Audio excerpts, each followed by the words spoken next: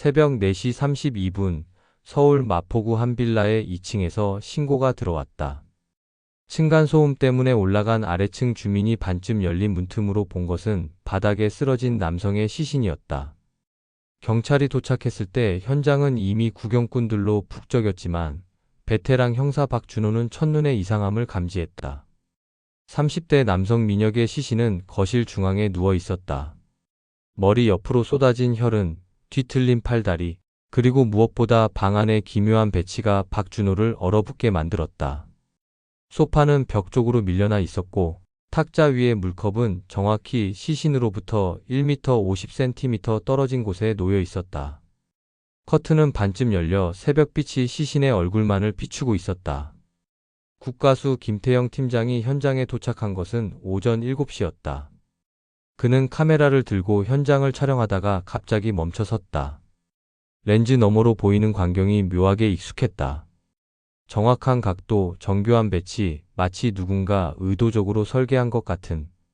현장의 모든 요소들이 그의 기억 속 어딘가를 자극했다. 박준호는 피해자의 신원을 확인하며 더욱 혼란에 빠졌다.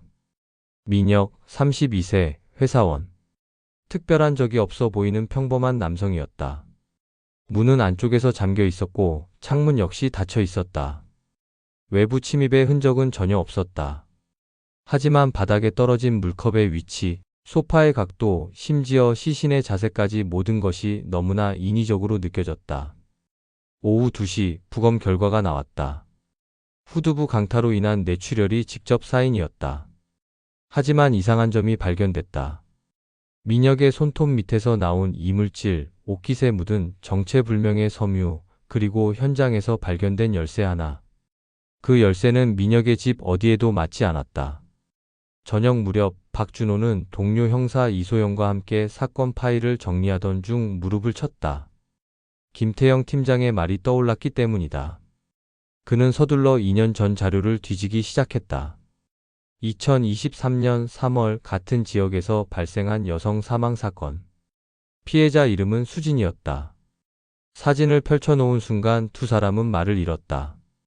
수진의 사망 현장과 민혁의 사망 현장이 놀라울 정도로 일치했다.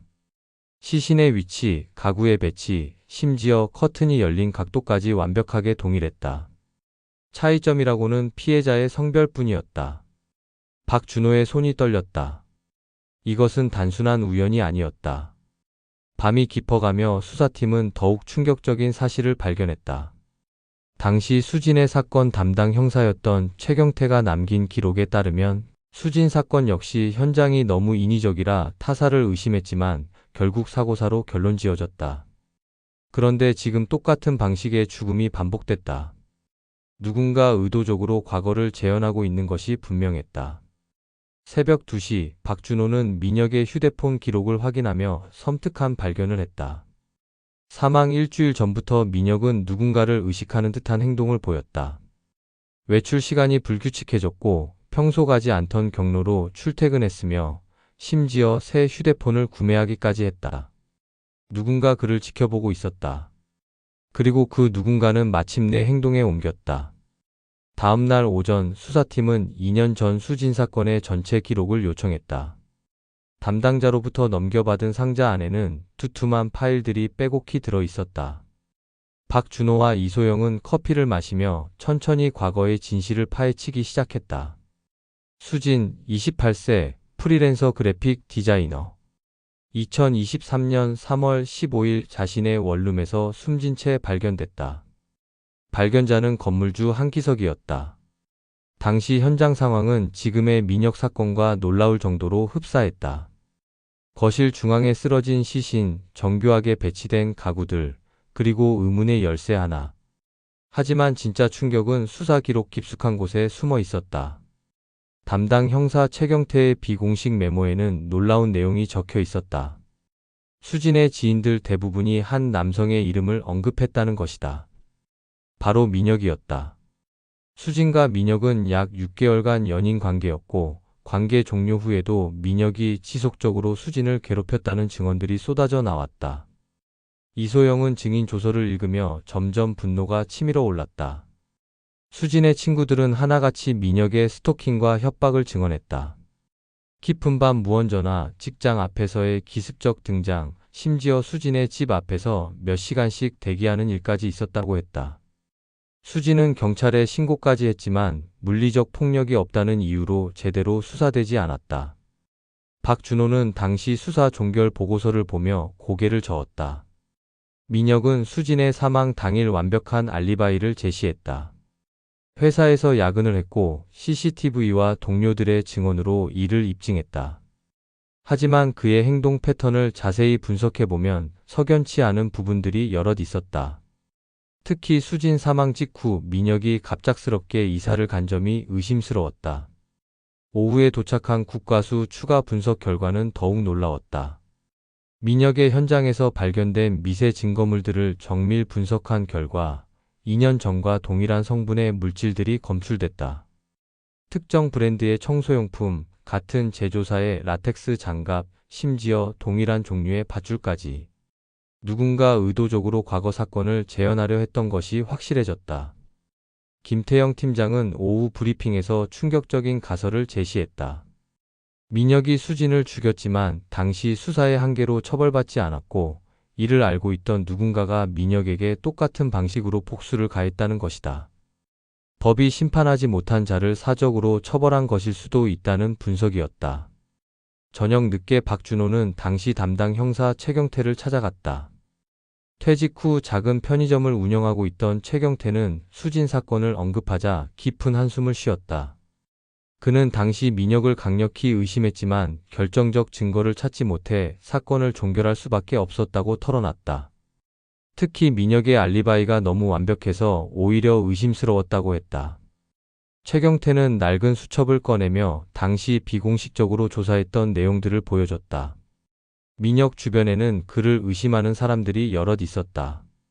수진이 살던 건물의 주인, 그녀와 가까웠던 화가, 그리고 그녀가 상담받던 심리 상담가까지. 이들은 모두 민혁을 범인으로 확신했지만 법적으로는 아무것도 할 수 없었다. 밤이 깊어가며 수사팀은 하나의 결론에 도달했다. 민혁의 죽음은 단순한 살인이 아니라 지연된 정의의 실현일 가능성이 높다는 것이다. 누군가 또는 여러 명이 2년 동안 민혁을 지켜보며 복수의 기회를 노렸고 마침내 그 계획을 실행에 옮겼다. 이제 그 복수자들을 찾아내는 것이 수사의 핵심이 됐다. 다음 날 오전 9시 박준호와 이소영은 마포구 한 골목에 자리 잡은 낡은 다세대 주택 앞에 서 있었다. 2년 전 수진이 마지막으로 살았던 곳이자 건물주 한기석이 여전히 관리하고 있는 곳이었다. 1층 구멍가게를 겸한 한기석의 거처는 음침한 분위기를 풍겼다. 48세의 한기석은 생각보다 말끔한 인상이었다. 단정한 셔츠에 깔끔하게 빗어넘긴 머리, 하지만 그의 눈빛에는 뭔가 깊이 숨겨진 것이 있어 보였다. 그는 형사들을 맞으며 예상했다는 듯한 표정을 지었다. 마치 이 순간을 기다렸던 것처럼 말이다. 한기석은 수진과의 관계를 묻는 질문에 담담하게 대답했다. 단순한 임대인과 세입자 관계였다고 했다. 하지만 그의 설명에는 일반적인 건물주라기엔 너무 세세한 부분들이 포함되어 있었다. 수진이 언제 출근하고 언제 들어왔는지, 어떤 음식을 시켜 먹었는지, 심지어 밤에 몇 시에 불을 끄는지까지 알고 있었다. 이소영은 한기석의 휴대폰 통화 기록을 요청했다. 놀랍게도 수진의 사망 전날 밤 11시 47분 마지막 통화 상대가 바로 한기석이었다. 통화 시간은 13분 23초. 단순한 건물 관리 차원의 연락이라기엔 너무 길었다. 한기석은 잠시 당황한 기색을 보이더니 수진이 보일러 문제로 연락했다고 해명했다. 박준호는 한기석을 더 압박했다. 민혁에 대해서는 어떻게 생각하느냐는 질문에 한기석의 표정이 급변했다. 그동안 차분하던 목소리에 분노가 스며들었다. 민혁이 수진을 괴롭혔다는 것을 알고 있었고 여러 번 목격했다고 했다. 특히 수진이 죽기 일주일 전 민혁이 건물 앞에서 그녀를 기다리며 큰 소리로 다투는 것을 봤다고 증언했다. 한기석의 작은 거실에는 이상한 것들이 눈에 띄었다. 벽에 걸린 달력에는 특정 날짜들이 빨간색으로 표시되어 있었다. 수진의 사망일, 그리고 며칠 전 민혁의 사망일까지. 이소영이 이를 지적하자 한기석은 세입자들의 중요한 일정을 기록하는 습관이라고 둘러댔다. 하지만 다른 세입자들의 일정은 전혀 기록되어 있지 않았다. 오후에 들어선 한기석의 알리바이 조사 결과가 도착했다. 민혁 사망 당일 그는 경기도 파주에 있는 형의 집에 갔다고 주장했다. 실제로 형의 증언도 확보했고 파주에서 찍힌 CCTV 영상도 있었다. 하지만 문제는 핵심 시간대인 새벽 2시부터 4시까지의 CCTV가 원인 불명의 고장으로 작동하지 않았다는 점이었다. 더욱 의심스러운 것은 한기석이 그날 파주에서 서울로 돌아오는 시간이었다. 민혁의 시신이 발견되기 불과 3시간 전에 서울에 도착했다는 것이 톨게이트 기록으로 확인됐다. 물론 이것만으로는 범행을 입증할 수 없었지만 충분히 의심스러운 행적이었다. 저녁 무렵 수사팀은 한기석의 차량을 정밀 수색했다. 트렁크에서 발견된 것은 각종 열쇠들이었다. 오래된 건물을 관리하다 보니 모아둔 것이라고 했지만 그 중에는 현재 사용하지 않는 건물의 열쇠들도 다수 포함되어 있었다. 특히 민혁의 현장에서 발견된 열쇠와 유사한 모양의 것도 몇 개 있었다. 국과수에서 긴급 분석한 결과 한기석의 옷에서 민혁의 집에서 발견된 것과 동일한 미세 섬유가 검출됐다. 한기석은 민혁의 집에 간 적이 없다고 주장했지만 과학적 증거는 그의 주장과 배치됐다. 하지만 여전히 결정적인 증거는 부족했다. 밤 늦게 박준호는 한기석을 다시 만났다. 이번에는 비공식적인 자리였다. 담배를 피우며 한기석은 마침내 진심을 털어놨다. 수진이 죽던 날 밤 그녀가 전화로 민혁에 대한 두려움을 토로했다고 했다. 누군가 자신을 죽이려 한다고 민혁이 계속 위협하고 있다고 울면서 말했다는 것이다. 하지만 다음 날 아침 그녀는 이미 시체가 되어 있었다. 한기석의 눈에서 눈물이 흘렀다. 그는 수진을 딸처럼 아꼈다고 했다. 그런 그녀를 지켜주지 못했다는 죄책감에 2년 동안 시달렸다고 털어놨다. 민혁이 처벌받지 않는 것을 보며 분노했고 정의가 실현되지 않는 현실에 절망했다고 했다. 하지만 직접 복수를 했는지에 대해서는 끝까지 부인했다. 다음 날 오전 수사팀은 홍대 근처 한 허름한 건물 지하에 위치한 작업실로 향했다. 35세 무명화가 오승현의 작업 공간이었다. 좁은 계단을 내려가자 페인트 냄새가 코를 찔렀다. 문을 열자 나타난 광경에 형사들은 말을 잃었다. 작업실 벽면 전체가 한 여성의 초상화로 가득했다. 수진이었다. 웃고 있는 수진, 슬퍼하는 수진, 심지어 두려워하는 표정의 수진까지. 다양한 각도와 표정으로 그려진 수진의 모습이 작업실을 가득 메우고 있었다. 마치 수진이라는 존재에 완전히 사로잡힌 사람의 작업실 같았다. 오승현은 형사들이 들어서자 붓을 든 채 돌아봤다. 마른 체구의 긴 머리카락, 수염이 덥수룩한 전형적인 예술가 모습이었다. 하지만 그의 눈빛은 예상보다 날카롭고 냉정했다.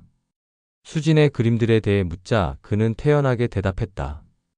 영감을 주는 모델이었다고 아름다운 여성을 그리는 것이 예술가의 본능이라고 했다.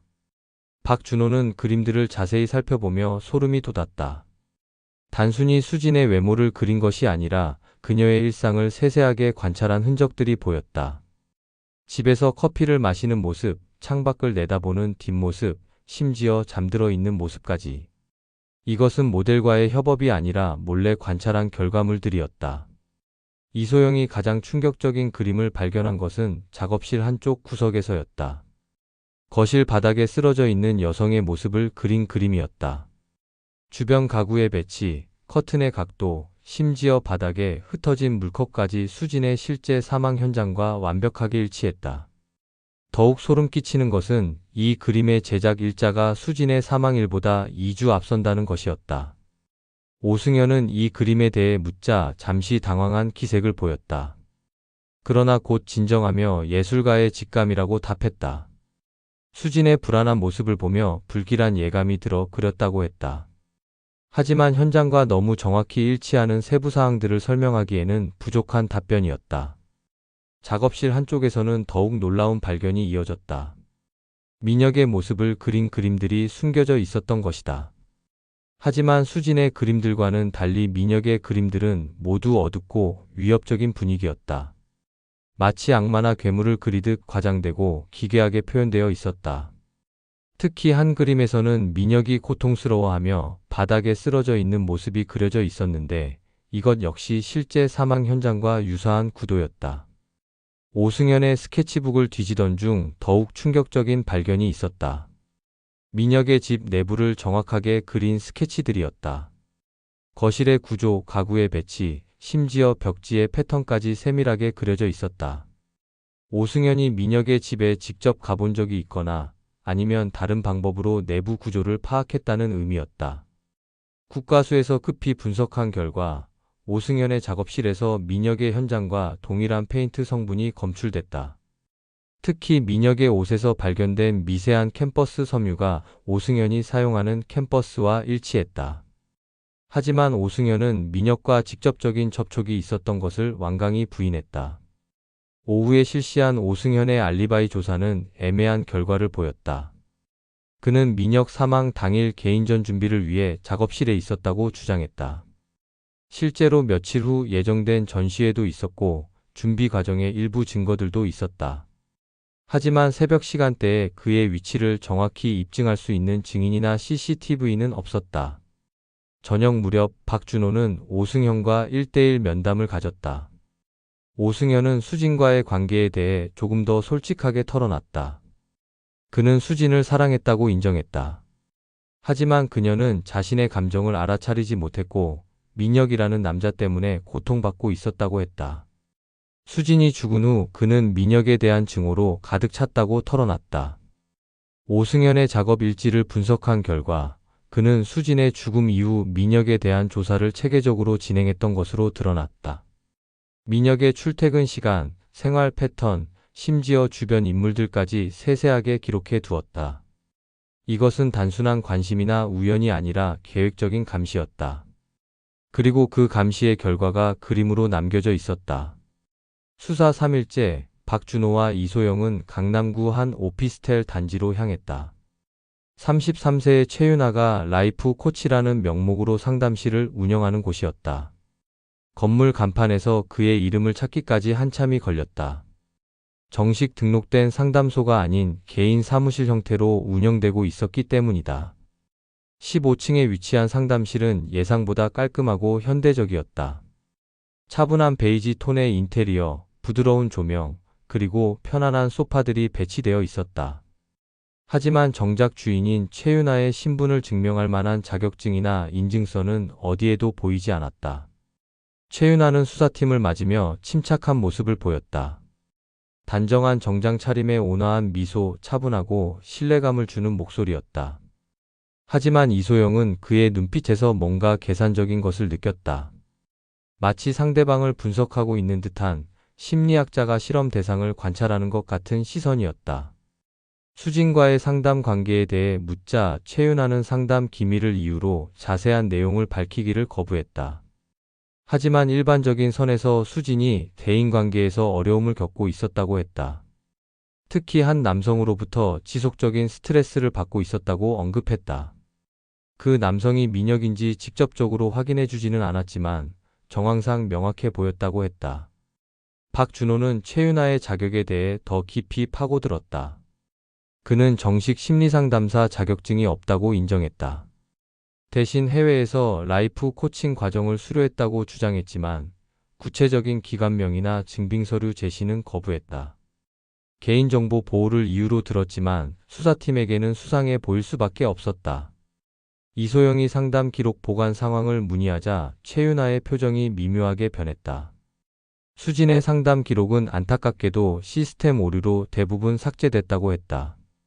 백업 파일도 손상되어 복구가 불가능하다고 주장했다. 하지만 다른 고객들의 기록은 멀쩡히 남아있어 그의 설명에 의문이 들었다. 상담실 한쪽에 놓인 파일 캐비닛을 조사하는 과정에서 이상한 점이 발견됐다. 수진의 이름이 적힌 폴더는 있었지만 내용물이 텅 비어 있었다. 더욱 수상한 것은 폴더 안쪽에 찢어진 종이 조각들이 남아있다는 것이었다. 누군가 의도적으로 내용을 제거한 흔적이 역력했다. 최윤아는 수진의 마지막 상담일에 대해 묻자 잠시 머뭇거렸다. 그는 정확한 날짜를 기억하지 못한다고 했지만 예약 시스템을 확인해 보니 수진의 사망 이틀 전이 마지막 상담일이었다. 그날 상담에서 수진이 어떤 상태였는지 묻자 최윤아는 매우 불안해하고 있었다고만 답했다. 오후에 들어온 통신 기록 분석 결과는 충격적이었다. 최윤아의 휴대폰에서 민혁의 번호로 여러 차례 통화한 기록이 발견된 것이다. 특히 민혁 사망 일주일 전부터 통화 빈도가 급격히 늘어났다. 최윤아는 민혁과 개인적으로 알고 지내는 사이가 아니라고 했는데 통신 기록은 이를 정면으로 반박했다. 최윤아를 다시 추궁하자 그는 마지못해 진실의 일부를 털어놨다. 수진이 생전에 민혁에 대한 구체적인 위협을 상담 중에 토로했다고 했다. 그래서 수진이 죽은 후 민혁에게 직접 연락해서 경고했다는 것이다. 하지만 이것만으로는 최근의 잦은 통화를 설명하기에 부족했다. 저녁 무렵 국과수에서 온 긴급 연락이 수사의 방향을 바꿔놓았다. 최윤아의 상담실에서 채취한 미세 증거물에서 민혁의 DNA가 검출됐다는 것이다. 특히 상담용 소파에서 민혁의 모발과 피부세포가 발견됐다. 최윤아는 민혁이 상담실에 온 적이 없다고 주장했지만 과학적 증거는 달랐다.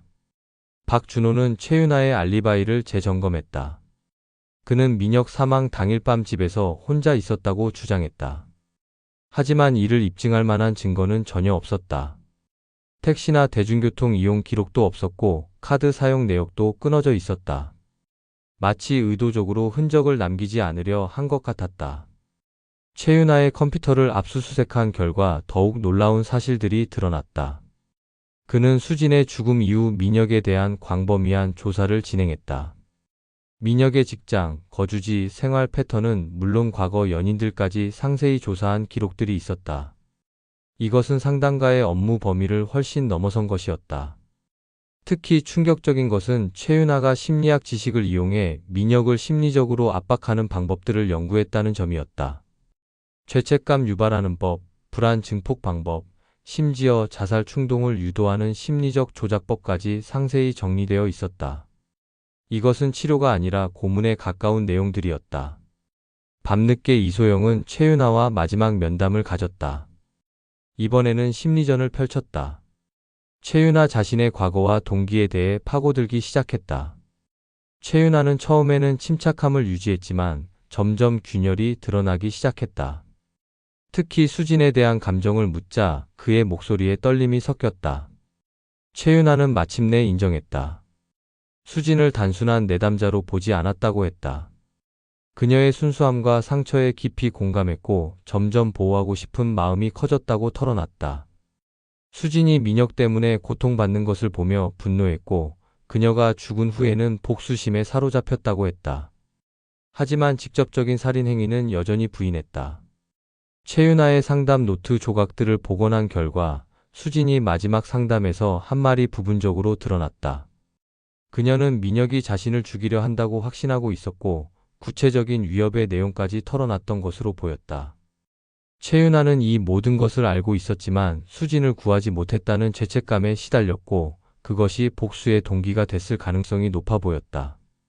수사 4일째 오전, 박준호는 새 용의자의 알리바이를 종합 분석하며 머리가 복잡해졌다. 한기석, 오승현, 최윤아 모두 각자 나름의 알리바이를 제시했지만 어느 것도 완벽하지 않았다. 오히려 너무 정교하게 준비된 것 같아 의심스러울 정도였다. 한기석의 경우가 가장 문제였다. 파주에 있었다는 그의 주장을 뒷받침하는 증거들이 하나둘 의심받기 시작했다. 형의 증언은 일관성이 있었지만 자세히 들어보니 한기석이 미리 부탁해서 준비한 것 같은 느낌이 들었다. 특히 핵심 시간대인 새벽 2시부터 4시까지의 CCTV가 고장났다는 것은 너무나 절묘한 타이밍이었다. 국과수에서 추가로 분석한 결과 파주 지역 CCTV의 고장은 인위적으로 조작된 흔적이 발견됐다. 누군가 전문적인 지식을 이용해 특정 시간대만 녹화가 되지 않도록 했던 것이다. 한기석이 이런 기술적 조작이 가능한지 조사해 본 결과 그는 과거 전자제품 수리점에서 일한 경험이 있어 충분히 가능했다. 오승현의 알리바이는 더욱 애매했다. 개인전 준비를 위해 작업실에서 밤을 새웠다고 했지만 이를 증명할 수 있는 것은 아무것도 없었다.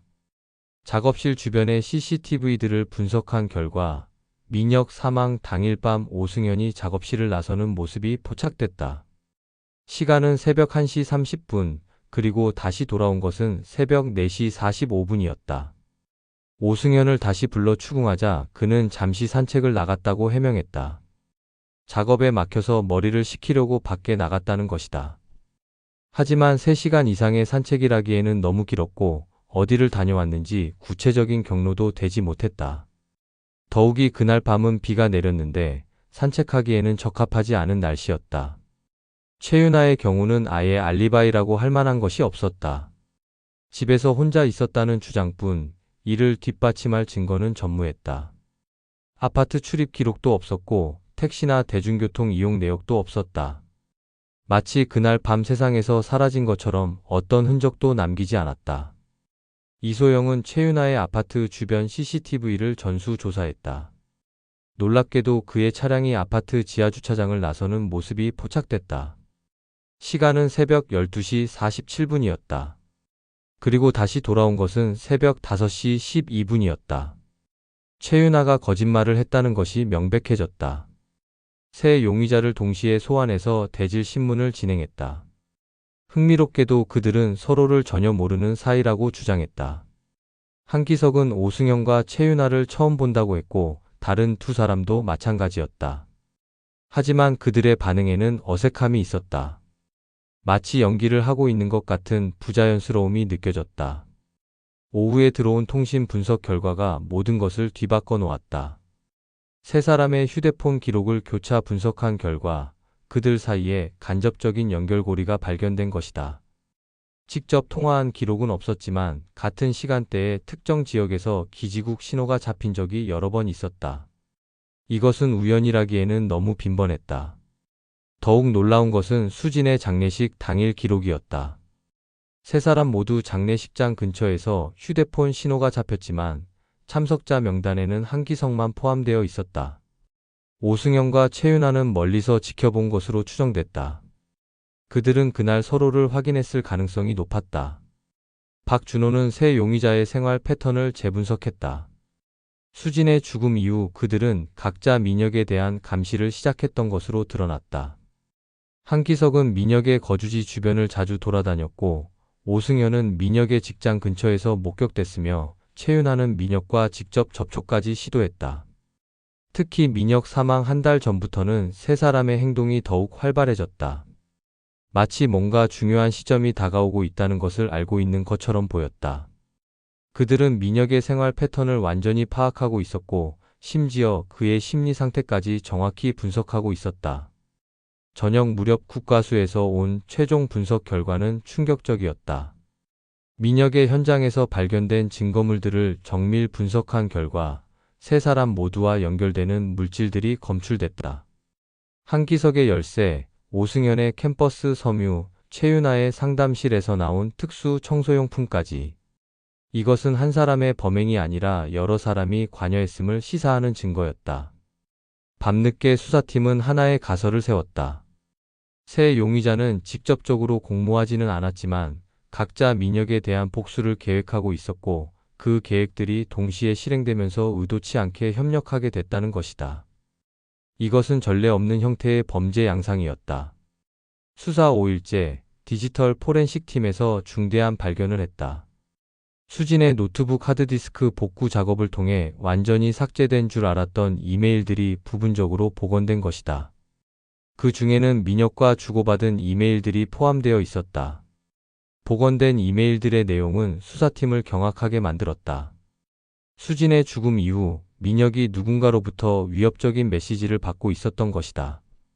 발신자는 불분명했지만 내용은 명확했다. 자신이 저지른 죄에 대한 대가를 치르게 될 것이라는 경고였다. 이소영은 복원된 이메일 중 하나를 자세히 분석했다.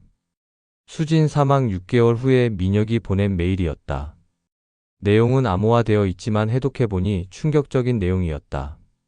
민혁이 수진의 죽음과 관련해 누군가에게 협박받고 있으며 자신의 안전을 위해 증거를 숨겨둔다는 내용이었다. 민혁이 숨겨둔 증거를 찾기 위해 그의 집을 재수색했다. 처음 수색에서 놓쳤던 부분들을 정밀하게 조사한 결과 침실 옷장 뒤편에 숨겨진 USB를 발견했다. USB 안에는 수진과의 관계, 그리고 그녀의 죽음에 대한 민혁의 기록들이 담겨 있었다. USB 속 파일들을 분석하던 박준호는 손이 떨렸다. 민혁이 수진을 스토킹하고 협박했던 모든 과정이 상세히 기록되어 있었다. 더욱 충격적인 것은 수진의 사망 당일 민혁이 실제로 그녀의 집에 갔다는 것을 스스로 인정한 음성 파일이 있었다는 점이다. 음성 파일에서 민혁은 자신의 행동을 정당화하려 했다. 수진과 화해하려고 갔다고 주장했지만 그녀가 자신을 거부하자 격분했다고 털어놨다. 하지만 직접적인 살해 행위는 부인했다. 대신 수진이 넘어져 머리를 다쳤고 자신은 놀라서 도망쳤다고 주장했다. 하지만 음성 파일 뒷부분에는 더욱 소름 끼치는 내용이 있었다. 민혁이 수진의 죽음을 사고로 위장하기 위해 현장을 조작했다는 것이다. 그는 수진의 시신 주변을 정리하고 가구를 재배치했으며 자신의 흔적을 완전히 지웠다고 자백했다. 이것은 명백한 살인 은폐 행위였다. 오후에 도착한 추가 분석 결과는 민혁의 자백을 뒷받침했다. 당시 수진의 현장에서 발견됐던 미세 증거물들을 재분석한 결과 민혁의 DNA와 지문이 곳곳에서 검출됐다. 당시 수사에서는 이를 단순한 방문 흔적으로 보고 넘어갔지만 지금 보니 범행 증거였다. 민혁의 기록에는 수진 사망 이후 그를 괴롭힌 사람들에 대한 내용도 있었다. 한기석이 계속해서 그를 의심스럽게 바라봤고 오승연이 그의 직장 근처에서 스케치를 하고 있었으며 최윤아가 상담을 빌미로 접근해 왔다는 것이다. 민혁은 이들 모두가 자신을 의심하고 있다는 것을 알고 있었다. 특히 최윤아와의 관계는 더욱 복잡했다. 민혁의 기록에 따르면 최윤아는 처음에는 도움을 주겠다는 명목으로 접근했다. 수진의 죽음으로 인한 트라우마 치료를 해주겠다고 제안했던 것이다. 하지만 상담이 진행되면서 점점 심리적 압박을 가하기 시작했다는 것이 민혁의 주장이었다. 이소영은 민혁과 최윤아의 통화 녹음 파일을 발견했다. 민혁이 몰래 녹음한 것으로 보였다. 녹음 파일에서 최윤아는 교묘하게 민혁의 죄책감을 자극하고 있었다.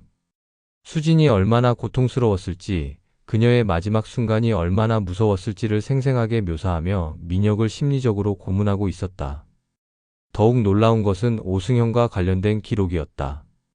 민혁은 오승현이 자신의 집 근처에서 계속 그림을 그리고 있다는 것을 알고 있었다. 심지어 오승현이 그린 그림들 중에 자신이 죽는 모습을 그린 것이 있다는 것도 파악하고 있었다. 이 때문에 민혁은 극도의 불안감에 시달렸다고 기록했다. 밤늦게 수사팀은 새로운 가설을 세웠다. 민혁이 수진을 죽였다는 것을 세 용의자 모두 확신하고 있었고 각자의 방식으로 그에게 압박을 가했다. 한기석은 물리적 감시를, 오승현은 심리적 위협을, 최윤아는 정신적 고문을 가했던 것이다. 그리고 이 모든 압박이 누적되어 민혁을 극한 상황으로 몰아넣었을 가능성이 높았다. 민혁의 마지막 기록은 사망 이틀 전에 작성된 것이었다. 그는 더 이상 견딜 수 없다고 적었다. 세 사람의 지속적인 압박으로 인해 정신적으로 붕괴되고 있다고 호소했다. 특히 그들이 자신에게 수진과 똑같은 방식으로 죽음을 당하게 할 것이라고 위협했다는 내용이 있었다. 이것은 예언이 아니라 예고였던 것이다. 수사 6일째, 수사팀은 세 용의자의 진짜 동기를 파헤치기 시작했다. 단순히 수진을 아꼈다는 것 이상의 깊은 감정들이 그들을 움직이고 있었다는 것이 명확해졌다. 각자 수진과 맺었던 특별한 관계가 복수의 원동력이 되었던 것이다. 한기석의 경우부터 재조사했다. 그의 과거를 파헤친 결과 20년 전 교통사고로 딸을 잃은 경험이 있다는 것이 밝혀졌다. 당시 가해자는 음주운전을 했지만 좋은 변호사를 고용해서 가벼운 처벌만 받았다. 한기석은 그때부터 법에 대한 불신이 깊어졌고 사적 복수에 대한 환상을 품게 됐다. 수진이 한기석의 건물에 들어온 것은 그의 딸 사망일과 정확히 같은 날이었다. 한기석은 이를 운명적인 만남이라고 여겼고 수진을 잃은 딸의 대체물로 보기 시작했다. 그는 수진의 안전을 자신의 사명으로 여겼고 그녀를 위협하는 모든 것들로부터 보호하려 했다. 한기석의 집에서 발견된 일기장에는 수진에 대한 아버지 같은 애정이 가득했다. 그는 수진의 일상을 세세하게 기록했고 그녀가 민혁 때문에 고통받는 것을 목격할 때마다 분노했다. 특히 수진이 죽은 후 작성된 일기에는 민혁에 대한 살이가 적나라하게 드러나 있었다. 오승연의 동기는 더욱 복잡했다. 그는 미술대학 시절부터 여성에 대한 이상향을 품고 있었다. 하지만 현실의 여성들은 항상 그의 기대를 배신했고 이 때문에 깊은 상처를 받았다. 수진은 그가 마침내 찾은 완벽한 뮤즈였다. 오승연은 수진을 처음 본 순간부터 사로잡혔다. 그녀의 순수함과 아름다움은 그가 그토록 찾던 예술적 영감의 원천이었다. 하지만 수진이 민혁이라는 남자 때문에 고통받는 것을 보며 분노했다. 자신의 완벽한 뮤즈가 더럽혀지고 있다고 느꼈던 것이다. 오승연의 스케치북에는 수진과 민혁의 관계를 관찰한 기록들이 가득했다. 그는 몰래 수진을 따라다니며 그녀의 일상을 그림으로 남겼고 동시에 민혁의 행동도 감시했다. 특히 민혁이 수진을 위협하는 장면들을 목격할 때마다 살의를 품었다고 적혀 있었다. 최윤아의 동기는 가장 개인적이었다. 그는 정식 상담사가 아니었지만 상담을 통해 사람들의 마음을 치유한다는 사명감을 가지고 있었다. 하지만 그의 과거에는 어두운 그림자가 있었다. 대학 시절 친구가 스토킹 피해로 자살한 경험이 있었던 것이다. 당시 최윤아는 친구를 구하지 못했다는 죄책감에 시달렸다.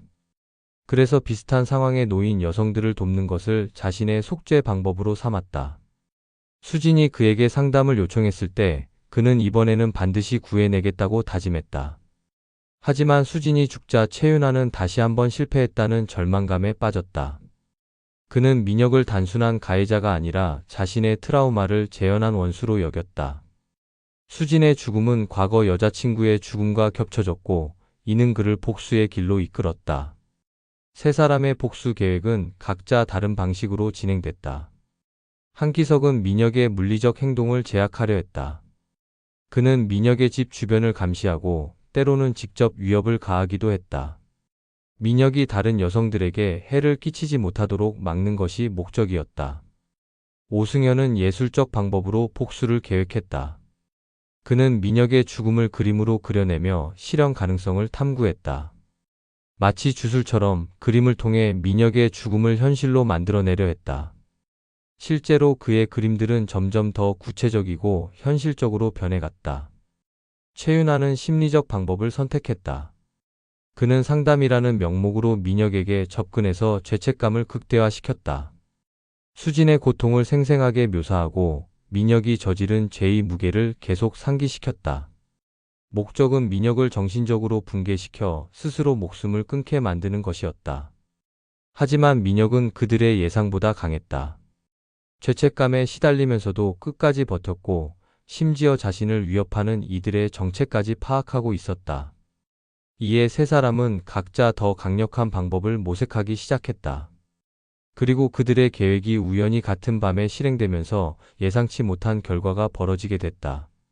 수사 7일째 디지털 포렌식 팀이 결정적인 증거를 발견했다.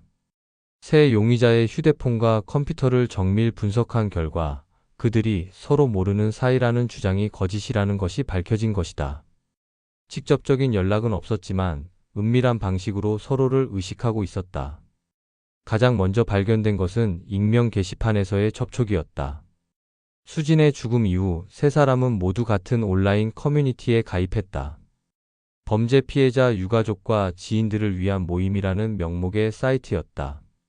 그들은 각자 다른 아이디를 사용했지만 IP 추적 결과 신원이 확인됐다. 게시판에서 그들은 민혁에 대한 정보를 공유했다. 직접적으로 이름을 거론하지는 않았지만 암호화된 방식으로 그의 행적과 생활 패턴을 주고받았다. 마치 하나의 조직처럼 체계적으로 정보를 수집하고 분석했다. 이소영은 게시판의 글들을 시간순으로 정렬하며 놀라운 사실을 발견했다. 세 사람의 게시 패턴이 점점 동조화되고 있었다는 것이다. 처음에는 각자 독립적으로 활동했지만 시간이 지나면서 마치 하나의 의식을 공유하는 것처럼 행동하기 시작했다.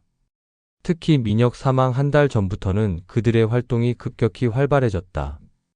그날이라는 암호로 특정 날짜를 지칭하기 시작했고 각자의 역할에 대해 은밀하게 조율하는 듯한 글들이 올라왔다. 직접적인 공모는 아니었지만 암묵적인 협력 관계가 형성되고 있었다. 박준호는 세 사람의 실제 만남을 추적했다.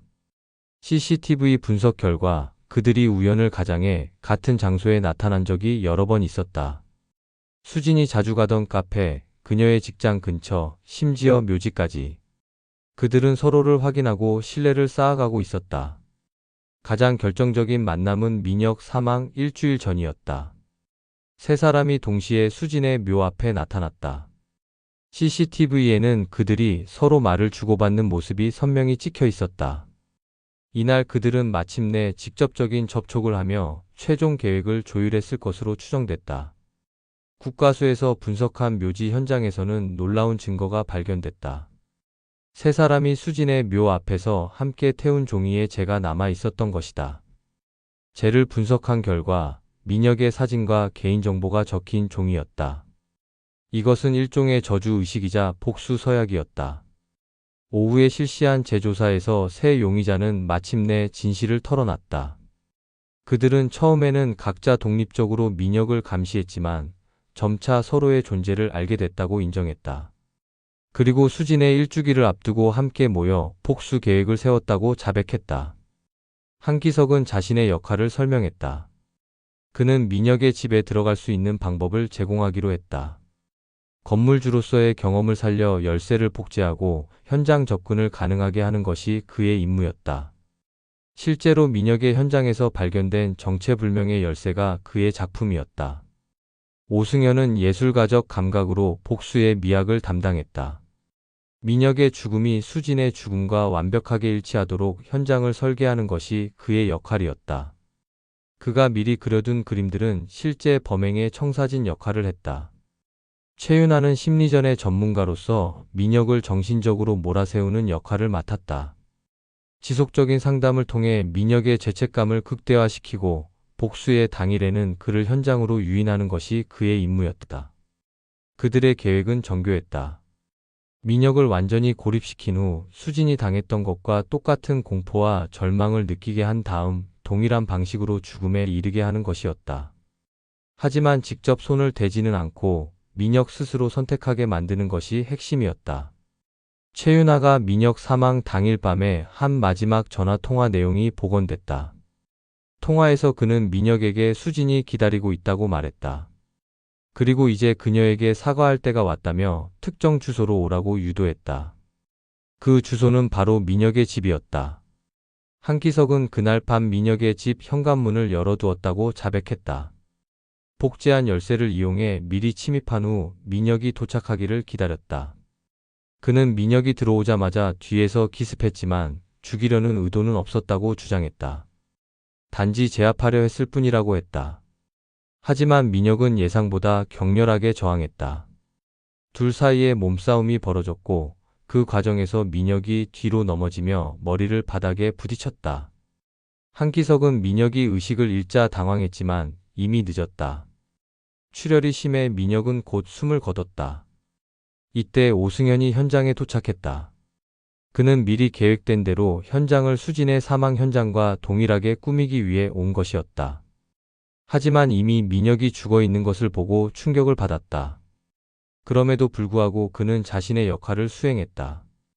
가구를 재배치하고 시신의 위치를 조정했으며 수진의 현장과 완벽하게 일치하도록 만들었다. 최윤아는 가장 늦게 도착했다. 그는 민혁과 마지막 대화를 나누려 했지만 이미 모든 것이 끝난 후였다. 하지만 그도 자신의 몫을 다했다. 현장에서 자신들의 흔적을 지우고 알리바이를 만들어내는 것이 그의 마지막 임무였다. 세 사람은 그날 밤 함께 증거를 인멸했다. 혈흔을 청소하고 지문을 닦아내고 자신들이 그곳에 있었다는 모든 증거를 제거했다. 그리고 각자 미리 준비한 알리바이 장소로 흩어졌다. 완벽한 범죄라고 생각했다. 하지만 그들이 놓친 것이 있었다. 과학수사의 발전으로 아무리 작은 증거도 숨길 수 없다는 사실이었다. 미세 DNA, 섬유 흔적, 심지어 청소용품의 화학 성분까지 모든 것이 그들의 현장 침입을 증명하는 증거가 됐다. 더욱이 그들은 서로에 대한 완전한 신뢰가 없었다. 각자 보험을 준비해 두었던 것이다. 한기석은 다른 두 사람과의 통화를 몰래 녹음했고, 오승현은 현장 사진을 찍어 두었으며 최윤아는 모든 과정을 일기로 기록해 두었다. 이런 증거들이 결국 그들의 발목을 잡았다. 밤늦게 진행된 최종 조사에서 놀라운 사실이 드러났다. 민혁의 죽음이 완전히 의도된 살인이 아니었을 가능성이 높다는 것이다. 한기석의 기습은 제압이 목적이었고, 민혁의 죽음은 사고적 측면이 강했다. 하지만 그 이후의 현장 조작과 증거 인멸은 명백한 범죄 행위였다. 세 사람의 진술을 종합해보면 그들은 각자 다른 수준의 처벌을 예상하고 있었다. 한기석은 폭행치상, 오승현은 사체 손괴 및 증거인멸, 최윤아는 방조 및 교사 정도로 생각했다. 하지만 결과적으로는 모두 살인의 공범이 된 것이었다. 수사 8일째, 검찰에서는 세 용의자를 모두 살인 혐의로 기소하기로 결정했다.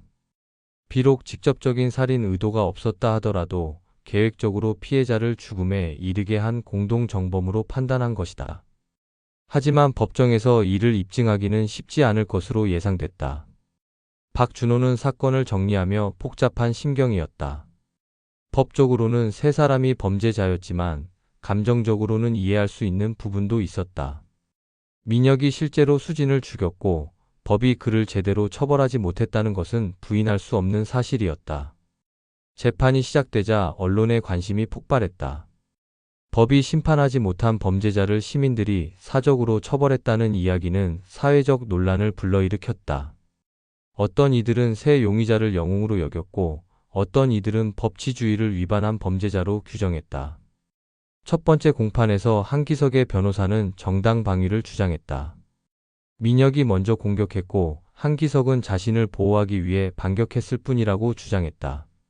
민혁의 죽음은 불의의 사고였으며 살인 의도는 전혀 없었다고 항변했다. 오승현의 변호사는 다른 전략을 택했다. 그는 예술가로서의 행동이었다고 주장했다. 현장을 재배치한 것은 수진에 대한 예술적 헌정이었으며 죽음에 직접 관여한 것이 아니라고 했다. 단지 이미 죽은 시체의 주변을 정리했을 뿐이라고 변명했다. 최윤아의 변호사는 심리적 압박이 범죄가 될 수 없다고 주장했다. 상담을 통한 심리치료는 정당한 행위였으며 민혁의 자발적 참여였다고 항변했다. 민혁을 현장으로 유인한 것도 치료의 일환이었다고 주장했다. 하지만 검찰의 반박은 강력했다. 세 사람이 사전에 계획을 세워 역할을 분담했고 체계적으로 범행을 실행했다는 증거가 명확하다고 주장했다. 비록 직접적인 살인 의도는 없었더라도 결과적으로 사람을 죽음에 이르게 한 것은 분명한 살인이라고 강조했다. 재판이 진행되면서 더욱 복잡한 진실들이 드러났다. 수진의 유족들이 증인으로 나서서 민혁의 범죄 행위를 생생하게 증언했다. 그들은 세 용의자의 행동을 이해한다면서도 법을 위반한 것에 대해서는 처벌받아야 한다는 복잡한 입장을 표명했다. 민혁의 가족들도 법정에 나섰다. 그들은 민혁이 완전한 악인은 아니었다고 주장했다. 비록 잘못을 저질렀지만 사적 복수로 죽어야 할 만큼 악한 사람은 아니었다고 항변했다. 법정은 복잡한 감정들로 얽혀 있었다. 여론은 분열됐다. 인터넷에서는 새 용의자를 지지하는 목소리가 높았다. 법이 제대로 작동하지 않을 때 시민들이 직접 나서는 것이 당연하다는 논리였다.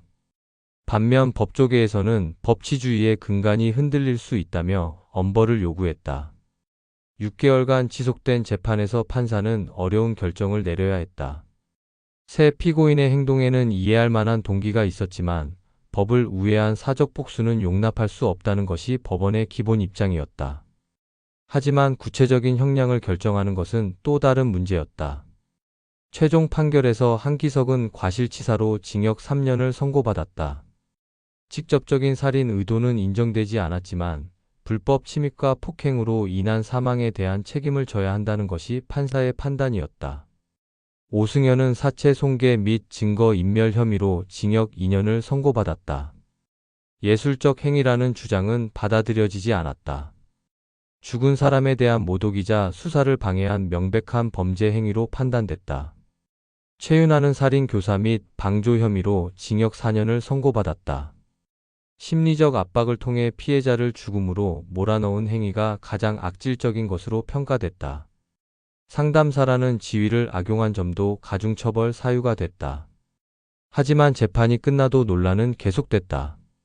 항소심에서는 형량이 더 줄어들 가능성이 높아 보였다. 사회적 여론과 피해자의 잘못이 참작될 수 있기 때문이었다. 결국 진정한 정의가 무엇인지에 대한 사회적 합의는 이루어지지 않았다. 박준호는 사건을 마무리하며 깊은 생각에 잠겼다. 법이 완벽하지 않을 때 시민들은 어떻게 해야 하는가? 피해자의 억울함을 어떻게 풀어줄 것인가? 그리고 가해자에 대한 적절한 처벌 수준은 무엇인가? 이 모든 질문들에 대한 명확한 답은 여전히 없었다. 수진의 무덤에는 여전히 사람들이 찾아왔다. 어떤 이들은 그녀를 위해 정의가 실현됐다고 생각했고, 어떤 이들은 또 다른 비극이 일어났다고 생각했다. 진실은 복잡했고 정의는 여전히 완전하지 않았다. 하지만 적어도 모든 진실이 밝혀졌고 관련자들은 각자의 책임을 지게 됐다. 그것만으로도 충분한 것일까? 박준호는 여전히 확신할 수 없었다.